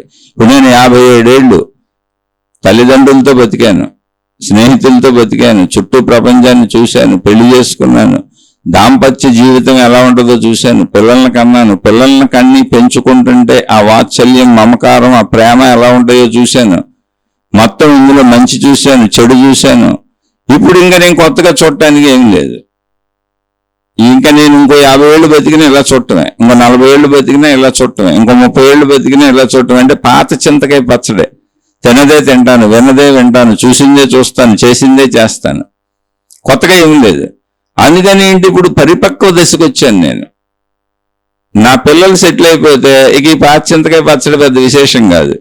అందుకని ఏది తిన్నా పర్వాలేదు, ఏది కట్టుకున్నా పర్వాలేదు, ఎలా ఉన్నా పర్వాలేదు. ఇక చనిపోవటం ఎలాగో జరిగేది కాబట్టి మృత్యు భయం అసలు లేదు. కాబట్టి చక్కగా నా పిల్లలు సెటిల్ అయిపోతే మోక్ష భావనలో స్థిరపడిపోవటానికి ఆ చక్కగా అలా ప్రశాంతంగా ఏకాంతంగా కూర్చోగలనని ఇప్పుడు 5 ఏళ్ళు కూర్చున్నాక నాకు నమ్మకం వచ్చింది. కానీ ఎందుకు కూర్చోట్లేదు, నా పిల్లలు సెటిల్ అవ్వాలనేది నేనే నిర్ణయించుకున్నాను, నేనే పెట్టుకున్నాను. నా బాధ్యతలు సంపూర్ణంగా నిర్వహిస్తే నా మనసు శాంతి పడిపోద్ది. నేనేదో వదిలేశాను, ఏదో కొరత ఉంది, నా బాధ్యతలు చేయలేదు అనే భావన నాకు వద్దు. నా పిల్లల్ని నేనే కన్నాను, నేను కన్నాను, నేను సెటిల్ చేసేసుకుంటే నా బాధ్యత అయిపోద్ది. ఎందుకని సృష్టి ధర్మంగా సాగుతుంది, అది మానవ ధర్మంగా సాగుతుంది. అది నా ధర్మాన్ని నేను నిర్వర్తిస్తాను. ధర్మాన్ని కరెక్ట్గా నిర్వర్తిస్తేనే మోక్షానికి దారి దొరుకుద్ది, లేకపోతే దొరకదు. నువ్వు ఎంత ట్రై చేసినా దొరకదు. అందుకని సృష్టిలో దాని పద్ధతిలో అది మనుషుల్ని ఎలా ఉంది, సృష్టికి అన్నీ తెలుసు. మనం బ్రతకడానికి మన గుండె పనితీరు నుంచి, మన కిడ్నీల పనితీరు నుంచి, మన లోపల అవయవాల పనితీరు అంతా వాటంతటది జరిగిపోయేలా ఏర్పాటు చేసినటువంటి సృష్టి శక్తికి, ప్రకృతి శక్తికి ఏ మనిషికి ఎప్పుడు ఏమి ఇవ్వాలో తెలియదు, అన్నీ తెలుసు. అనుభవాలతో వస్తారు. నేను చెప్పా కదా, నా అనుభవాలే. ఇప్పుడు స్త్రీ పురుష శారీరక సంబంధ అనుభవాలు ఎలా ఉంటాయని తెలుసు. ఇంకా వాటి మీద ఏముంది, ఇంకా కొత్తగా ఎన్ని తెలుసుకుని చేయడానికి ఏముంది, అంతే. పిల్లల్ని కనిపెంచుకుంటే ఎలా ఉంటుందో తెలుసు. ఒక మగపిల్లడు ఒక ఆడపిల్ల ఎక్కడైనా ప్రపంచంలో ఎంతగా ఆడమగ. ఆడపిల్లని పెంచుతుంటే ఎలా ఉంటుంది, మగపిల్లడిని పెంచుతుంటే ఎలా ఉంటుంది అన్ని చూశాను, అంతే. తల్లిదండ్రులతో జీవితం చూశాను, అంతే. నాకు చెల్లెళ్ళు ఉన్నారు, అక్క చెల్లెళ్ళ జీవితం, అన్న చెల్లెళ్ళ జీవితం ఎలా ఉంటుందో చూశాను, అంతే. ఇంకెంతకంటే ప్రపంచంలో చూడటానికి ఏముంది. కళ్ళతో చూడదగినవన్నీ చూశాను, చెవులతో వినదగినవన్నీ విన్నాను, ముక్కుతో వాసన చూడగలిగినవన్నీ చూశాను, గొంతుతో మాట్లాడగలిగినవన్నీ మాట్లాడాను, చర్మంతో పొందగలిగిన స్పర్శలన్నీ పొందాను. ఇంకేం పొందను? ఎంతకాలం జీవించినా ఇంక ఇదే కదా, ఇవి చేయటమే కదా. అప్పుడు ఇవి చేయటమే కదా అన్న భావనలోంచి వచ్చిన జ్ఞానం, ఆ అనుభవాల్లోంచి వచ్చినటువంటి జ్ఞానం వైరాగ్యం కాదు, ఇది జ్ఞానం. అనుభవించాను, చూశాను, ఇంకెన్ని అనుభవించినా ఇలాగే ఉంటుంది అన్న జ్ఞానం మోక్షం వైపు వెళ్ళేలా, ఆత్మజ్ఞానం వైపు వెళ్ళేలా, నా గురించి నేను తెలుసుకునేలా, నా సంపూర్ణత్వాన్ని తెలుసుకునేలా నన్ను ప్రోత్సహిస్తుంది. ఎందుకని? ఆ సంపూర్ణత్వం ఉన్నది అని మహాత్ములు, ఋషులు, యోగులు ఆ జ్ఞానాన్ని అందించారు ఆత్మజ్ఞానంగా. అది కూడా చదువే. నా శరీరంతో అనుభవాలన్నీ చూశాను, నా మనస్సుతో అనుభవాలన్నీ చూశాను, నా ప్రాణశక్తి అనుభవం నాకు లేదు, తెలియదు. దాన్ని మహాత్ములు, ఋషులు చెప్పారు. అదే ఆత్మజ్ఞాన చదువు, ఆధ్యాత్మిక చదువు. చదువుకుంటూ ఒక్కో స్టెప్ రా, ప్రాణశక్తి వరకు రా. ఆ ప్రాణశక్తి అనుభవమే మోక్షము, ఆత్మసాక్షాత్కారము. అదే అనంత ఆత్మశక్తి, అదే విశ్వశక్తి అని చెప్పారు. ఇప్పుడు ఈ అనుభవాలన్నీ అయిపోయినాయి కనుక, అక్కడ మనసు తృప్తి పడింది కనుక, ఇంతకంటే ఒకవేళ నేను బతికినా ఇంకా కొత్తగా చేసేవి ఏమీ లేవు కనుక అటువైపు వెళదాం, ప్రాణశక్తిని తెలుసుకునే వైపు వెళదాం, ఆధ్యాత్మిక చదువు చదువుదాం, ఆత్మజ్ఞాన చదువు చదువుదాం అని ఉంది. అయితే బాధ్యతలు పూర్తి అవ్వలేదు. బాధ్యతలు పూర్తి చేయటం అనే విషయాన్ని ఆధ్యాత్మికత, దైవ మార్గాలు నొక్కి చెప్పిన ఎవరు బాధ్యతలు వాళ్ళు కరెక్ట్గా చెయ్యాలి అని. నీ కర్తవ్యాలు, బాధ్యతలు చేయమని నేర్పేదే మొట్టమొదటి ఆధ్యాత్మికత. వాటి నుంచి ఎవరన్నా తప్పించి నువ్వు చేయక్కర్లేదు అని ఎవరైనా చెబుతుంటే వాళ్ళు మిమ్మల్ని మోసం చేస్తున్నారు. నీ ధర్మాలు, బాధ్యతలు నువ్వు కరెక్ట్గా చేయమని నీకు చెప్పేవాళ్ళు నిజమైన గురువులు, నిజమైన మతాలు, నిజమైన దైవ విధానాలు, నిజమైన పద్ధతులు, నిజమైన మాతాజీలు. నీ బాధ్యతల్ని తప్పించేసి మా వైపు వచ్చి నీ డబ్బులు మాకు ఖర్చు పెట్టు, నీ సేవలు మాకు చేయమనే వాళ్ళు ఎవరు కరెక్ట్ కాదు. డబ్బు లేకుండా ప్రపంచం నడవదు. ప్లస్ ఆధ్యాత్మికం చెబుతున్నాం, లేదా ఆధ్యాత్మికం వింటున్నాం, లేదా ఆధ్యాత్మికం చదువుకుంటున్నాం, లేదా ఆధ్యాత్మిక సాధనలు చేసుకుంటున్నాం, లేదా ఆధ్యాత్మిక మార్గంలో సాగుతున్నాం. మేమేదో గొప్పవాళ్ళమని అస్సలు అనుకోబాకండి. మనకంటే గొప్పవాళ్ళు డబ్బు సంపాదిస్తున్న భౌతికులే. ప్రపంచంలో అందరికంటే గొప్పవాళ్ళు డబ్బు సంపాదిస్తున్న భౌతికులే. వాళ్ళు ఇచ్చిన డబ్బు మీదే మతాలు నడుస్తున్నాయి, వాళ్ళు ఇచ్చిన డబ్బు మీదే గురువులు నడుస్తున్నారు, వాళ్ళు ఇచ్చిన డబ్బు మీదే ప్రార్థనాలయాలు కట్టబడి దేవుళ్ళు నిలబడుతున్నారు, వాళ్ళు ఇచ్చిన డబ్బు మీదే జ్ఞాన గ్రంథాలు ప్రచురితం అవుతున్నాయి, వాళ్ళు ఇచ్చిన డబ్బు మీదే మొత్తం దైవీ వ్యవస్థ నడుస్తుంది. డబ్బు లేకపోతే ఇదేది నడవదు. మోక్షానికి కూడా దారి చూపే మార్గాలు ప్రచారం అవడానికి కారణం డబ్బే. ఆ డబ్బు అందించబెట్టి వాళ్ళు ప్రచారం చేస్తున్నారు. అది దానికి దక్షిణలు అంటారో ఏ పేర్లేని పెట్టుకోండి, ఆ డబ్బు వస్తుంది ప్రజల నుంచి. కాబట్టి ఇక్కడ దేవుడు బతకాలన్నా, మతం బతకాలన్నా, జ్ఞానం బతకాలన్నా, ఆ గురువులు, మహాత్ములు ఎవరు బతకాలన్నా డబ్బే కావాలి. వాళ్ళకే డబ్బు కావాలంటే సామాన్య మానవుడికి అసలు డబ్బు లేకుండా ఎలా బతుకుతాడు? అందులో తప్పుదోవలకు వెళ్ళవద్దు. ఇది ఆధ్యాత్మిక చెప్పేది. డబ్బు వదిలేయమని ఎప్పుడు చెప్పాల. ధనం మూలం ఇదం జగత్. ధర్మ మార్గంలో నువ్వున్న పరిస్థితుల్లో, నీకున్న వనరులతో, నీకున్న తెలివితో, నీకున్న ప్రజ్ఞతో, నీకున్నటువంటి శారీరక మానసిక శక్తులతో, నీకున్న కుటుంబ సభ్యులతో, ఆ వనరులు, ఆ వసతుల మధ్యలో నీకు నీ తెలివికి ఎంత సంపాదించుకోగలిగావో, ఎంత ప్రయత్నించగలిగావో, ఎంత పొందగలిగావో దాంతో తృప్తిగా ఉండు, హాయిగా ఉండు. నిరంతరం సంపాదించుకో, తృప్తిపడు, హాయిగా ఉండు. ఎవరిని మోసం చెయ్యకు. ఇది ఆధ్యాత్మికత చెబుతుంది. అలా మోసం చేయకుండా చెడుగు పోగొట్టుకుని మంచిగా బతుకుతూ కొద్ది సమయాన్ని మిగిలితే ఆ సమయం ఒకవేళ డబ్బుగా సరిపోతే, తినడానికి బ్రతకడానికి సరిపోతే అప్పుడు ఎలా కుదురుతూ డబ్బే సంపాదించుకోవాలి ముందు. అప్పుడు కొంత సమయం మిగిల్చుకొని, ఆ సమయం పావు గంట, 10 నిమిషాలు, అరగంట మిగిల్చుకొని దాన్ని కొంచెం ఆధ్యాత్మికత వైపు పెట్టి నిన్ను నువ్వు తెలుసుకునే ప్రయత్నం చేయి. అది ఎప్పుడు లాస్ట్ది. అది నువ్వు ముందు బతకాలి. అసలు నువ్వు తెలుసుకోవాలంటే, బతకాలంటే తిండి కావాలి, వనరులు కావాలి, వసతి కావాలి, డబ్బు కావాలి. కాబట్టి ధనం మూలం ఇదం జగత్ అనేది కరెక్టే. ఆధ్యాత్మిక మార్గంలో వెళ్లే వాళ్ళు భౌతికుల కంటే గొప్పవాళ్ళు కానే కాదు. ఎవరయ్యా గొప్పవాళ్ళు, ఎవరయ్యా తక్కువ వాళ్ళు అంటే చెడ్డ పనులు చేసేవాళ్ళు తక్కువ వాళ్ళు, నీచులు. మంచి పనులు చేసేవాళ్ళు మంచిగా తమ డబ్బులు సంపాదించుకొని ఎవరికి ఇబ్బంది కలిగించకుండా మంచిగా జీవిస్తూ మంచి పనులు చేసేవాళ్ళు ఉత్తములు. అంతే తప్ప ఆధ్యాత్మికులు ఉత్తములు, భౌతికులు అధములు కాదు. అలా ఎవరన్నా చెప్పినా నమ్మబాకండి. ఎందుకంటే భౌతికులు లేకపోతే అసలు ఆధ్యాత్మికులు ఉండే అవకాశమే లేదు. వీళ్ళు ఇచ్చిన డబ్బుతోనే ఆధ్యాత్మికం బతుకుతుంది. ఎక్కడైనా దైవీతత్వం భౌతికుల డబ్బుతోనే బతుకుతుంది. అసలు విపరీతమైన ధనం ఎక్కడ ఉంది అంటే ఆధ్యాత్మికుల దగ్గరే ఉంది. ఎందుకంటే ఉచితంగా వచ్చేస్తుంది. వాళ్ళు కష్టం కూడా పడక్కర్లా, వ్యాపారాలు చేయక్కర్లా, వృత్తులు చేయక్కర్లా. వాళ్ళకి ఊరినే సాష్టాంగ నమస్కారాలు పెట్టి మరీ ప్రజలు డబ్బులు ఇచ్చేస్తున్నారు. అటు తక్కువ అంచనా లేకండి. రెండు సృష్టిపరంగా చెబుతున్నాను. ఎవరికి ఎప్పుడు ఏది ఎలా జరగాలో అలా సృష్టి చేస్తుంది.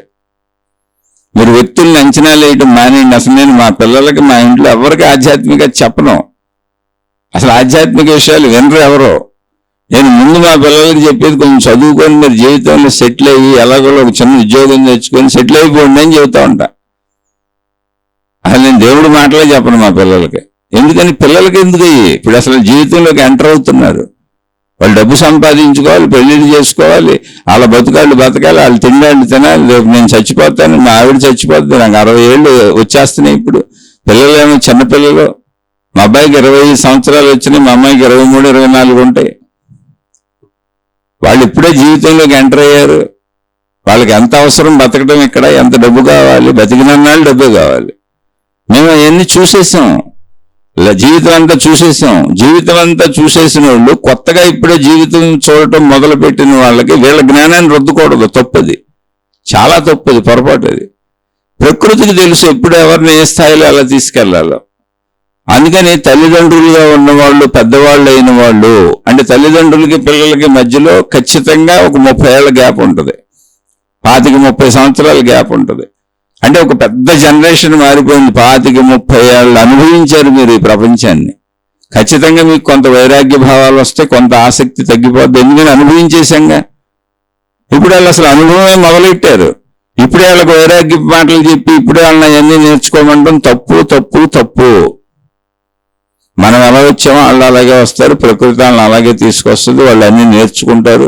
వాళ్ళకి అనుభవం మీద ఇది ఎలా ఉంటుంది, ఇది ఎలా ఉంటుంది, ఇది ఎలా ఉంటుంది అని తెలుసుకున్నాక వాళ్ళే ఆటోమేటిక్గా ఆధ్యాత్మికత వైపు వస్తారు, ఆత్మజ్ఞానం వైపు వస్తారు.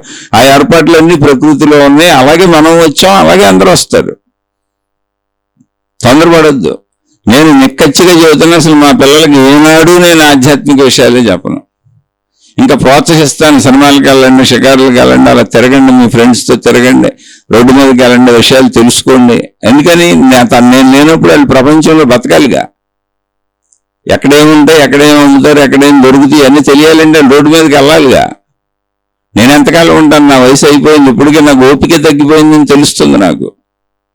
ప్రతి చోటకి మా అబ్బాయి మా అమ్మాయి నన్ను రమ్మని అడుగుతారు. ఎక్కడికైనా సరే నాతో వెళ్ళడానికి ఇష్టపడతారు. వాళ్ళ అమ్మని నన్ను రమ్మంటారు, ఫ్యామిలీతో వెళ్దామంటారు. కానీ వెళ్ళే ఓపిక మాకు లేదు.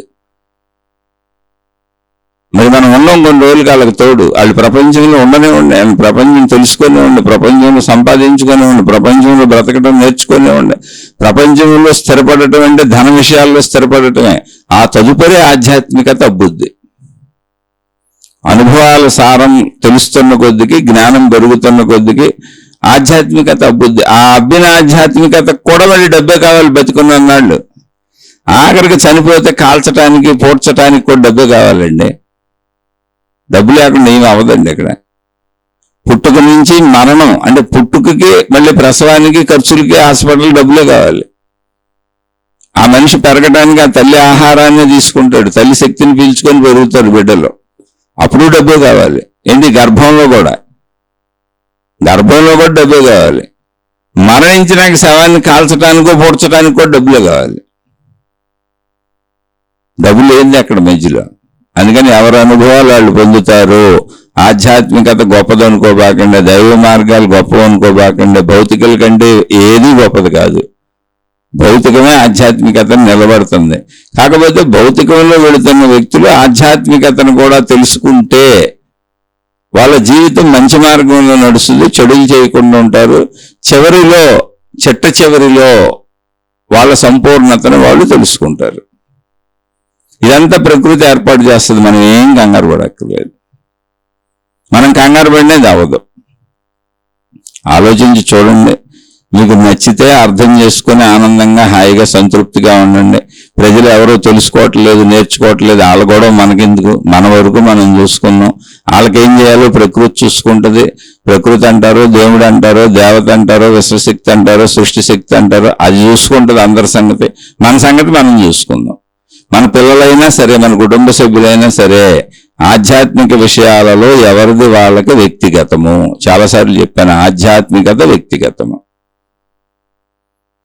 నేను మళ్ళీ నన్నే ఉదాహరణగా చెబుతున్నా. నా కుటుంబ సభ్యులకు కానీ నా పిల్లలకు కానీ నేను పొరపాటున అసలు ఆధ్యాత్మిక విషయాలు చెప్పను. ఎందుకంటే చిన్నపిల్లలు వాళ్ళ జీవితంలో స్థిరపడాలి, వాళ్ళే నేర్చుకుంటారు. వాళ్ళకి ఇంట్రెస్ట్ ఉంటే వాళ్ళే వస్తారు, వాళ్ళే తెలుసుకుంటారు. నేను అలాగే తెలుసుకున్నాను, నాకు ఎవరు చెప్పలే. నేను ప్రయత్నించుకొని దేశాలు పట్టుకు తిరిగాను. కనబడిన ప్రతి పుస్తకం వల్ల కొనుక్కొని చదివాను. అనేక మంది మహాత్ములు ఎక్కడున్నారంటే అక్కడికి పరుగులు తీశాను. అలా ఎవరి ఇంట్రెస్ట్ వాళ్ళు తెలుసుకుంటారు. అందరూ ఒకలా జరగాలని లేదు. సృష్టి ఏర్పాట్లన్నీ చేసి పెడుతుంది. వాళ్ళ జీవన పరిస్థితులను బట్టి అవన్నీ వస్తాయి. ధనం మూలం ఇదం జగత్. ఈ విషయం మర్చిపోబాకండి. నేను అందుకే ఉపన్యాసాలు ఇవి చెబుతున్నప్పుడు ఈ శీర్షికల్లో మీ ఆర్థిక స్థితులు జాగ్రత్త, మీ కుటుంబ స్థితులు జాగ్రత్త అవన్నీ చెబుతూ ఉంటాను. మీ కుటుంబాన్ని జాగ్రత్తగా చూసుకోండి, మీ శారీరక ఆరోగ్యం జాగ్రత్తగా చూసుకోండి, మీ మానసిక ఆరోగ్యం జాగ్రత్తగా చూసుకోండి, మీ ఆర్థిక వనరులు జాగ్రత్తగా చూసుకోండి, మీ సామాజిక స్థితిగతులు జాగ్రత్తగా చూసుకోండి. ఆ తర్వాత ఆధ్యాత్మికతలోకి వెళ్ళండి అని చెబుతానే ఉంటాను నేను. ఆధ్యాత్మికత అనేది చిట్ట చివరిది. ముందు ఇవన్నీ బాగుంటే ఆటోమేటిక్గా ఆధ్యాత్మికత ముందుకెళ్తుంది. ఇవన్నీ బాగోపోతే నువ్వు ఎంత ప్రయత్నించినా నువ్వు ఆధ్యాత్మికంగా ముందుకు వెళ్ళలేవు. మానసిక ప్రశాంతత పొందిన వ్యక్తి మాత్రమే, మానసికంగా మంచిగా జీవిస్తున్న వ్యక్తి మాత్రమే ఆధ్యాత్మికతకి అర్హులవుతారు. అది వచ్చే వరకు ఈ భౌతిక ప్రయత్నాలన్నీ అలా సాగనివ్వండి, అలా వెళ్ళనివ్వండి. అందరికీ ఆధ్యాత్మికతకి దారి ఉంది. అది ప్రకృతి చేసే ఏర్పాటు. ఎవరి టైంకి వాళ్ళకి జరుగుద్ది. ఆలోచించి చూడండి. అర్థమైతే అర్థం చేసుకొని హాయిగా ఆనందంగా జీవించండి. పక్క వాళ్ళ గురించి చూడబాకండి. వాళ్ళు సొంత వాళ్ళైనా బయట వాళ్ళైనా మనం ఏదో గొప్ప వాళ్ళమని అసలు అనుకోబాకండి. చక్కగా ఆనందంగా హాయిగా మీ వరకు మీరు తృప్తిగా ఉండండి. వినండి, మీకు కావాల్సిన సందేహాలు తీర్చుకోండి, హాయిగా బతకండి. ఎవరికైనా ఇదే సూత్రం వర్తిస్తుంది. ఎవరినో ఉద్ధరించేద్దాం, నా పిల్లలు కదా, నాకు 50 ఏళ్ళు వచ్చి నాకు తెలిసింది, మా పిల్లలకి 20 ఏళ్ళకే తెలియజేసేద్దాం ఆధ్యాత్మికతని, మోక్షాన్ని అని పరిచయం చేసేద్దాం అని పిచ్చి ప్రయత్నాలు చేయబాకండి. ఎందుకంటే వాళ్ళు ఇక్కడ శరీరంతో ఈ భూమి మీద శారీరక అవసరాలు అన్నీ తీర్చుకుంటూ బతకాలి. వాళ్ళని అటు ఇటు కానోళ్ళని చేయకుండా ఏర్పాట్లన్నీ ప్రకృతి చూసుకుంటుంది. తప్పులు చేస్తుంటే మంచిలో బతకమని చెప్పండి. ఆలోచించి చూడండి. ఏ సందేహం ఉన్నా మళ్ళీ ప్రశ్న రూపంలో అడగండి, చెప్పుకుందాం. శుభమస్తు. మీకు మీ కుటుంబ సభ్యులకు మేలు చేకూరుగాక. మరలా మరొక కొత్త శీర్షికతో కలుసుకుందాం.